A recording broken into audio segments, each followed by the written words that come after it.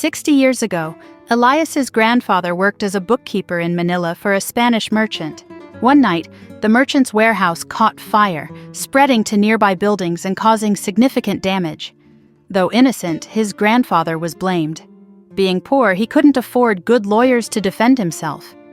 He was sentenced to public flogging, a brutal punishment where the convicted person was tied to a horse and whipped through the streets of Manila. Only his young wife stood by him during this horrific ordeal. After being whipped at every street corner, he fell unconscious and had to be taken off the horse. Instead of letting him die, they cruelly set him free.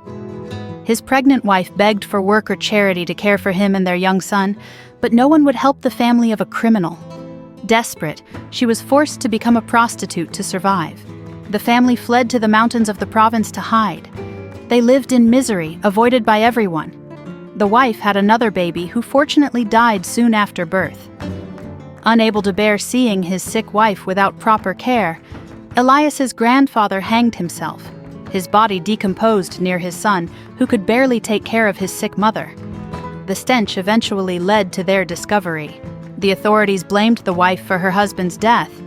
After all, who wouldn't believe the worst about a prostitute? Though she was pregnant again, they waited only until after she gave birth to flog her.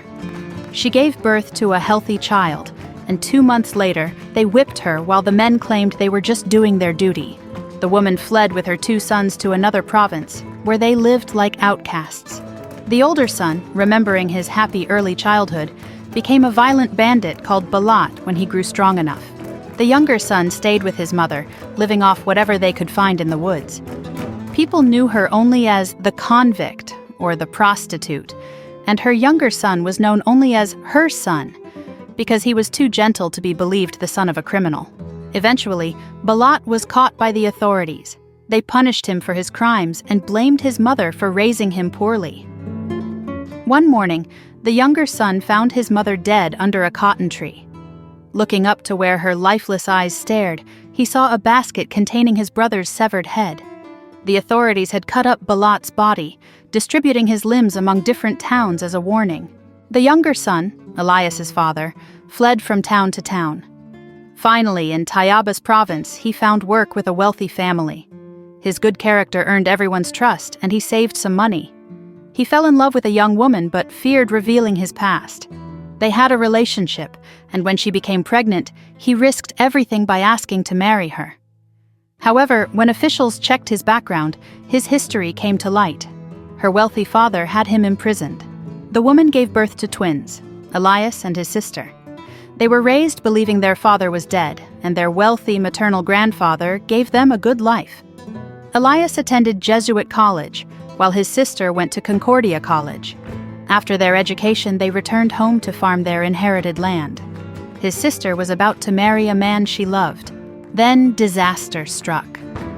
During an argument, a relative discovered and revealed their shameful family history. Even worse, they learned that an old servant they had mistreated was actually their father. Their happiness crumbled. They gave up their fortune, his sister lost her fiancé, and they left town with their father. After their father died, Elias's sister couldn't overcome her sorrow, especially after seeing her former love marry someone else. She disappeared, and months later, a young woman's body was found near Calamba with a knife in her chest. From the description of her clothes and features, Elias recognized his sister. Since then, Elias has wandered from province to province, known by many but keeping to himself. He finished his story by telling Ibarra, "This is just one example of how men's judgments can destroy lives." After hearing this tragic tale, Ibarra said he agreed that justice should focus on rewarding good deeds and rehabilitating criminals. However, he thought this was impossible. There wasn't enough money or staff for such reforms.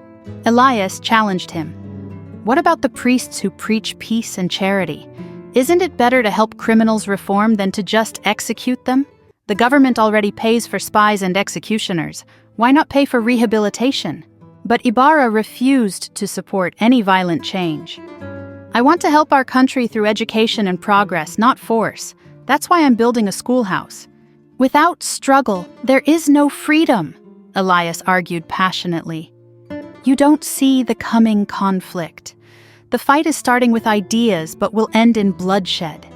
I hear God's voice. Those who oppose it will answer to history." As they reached shore, Elias asked Ibarra to forget him and never acknowledge him again. Later, in the shadows, a man asked Elias about joining their cause. "Tell your captain that if I live, I'll keep my word," Elias replied. "I'll join when he thinks the hour of danger has come, if I don't die first."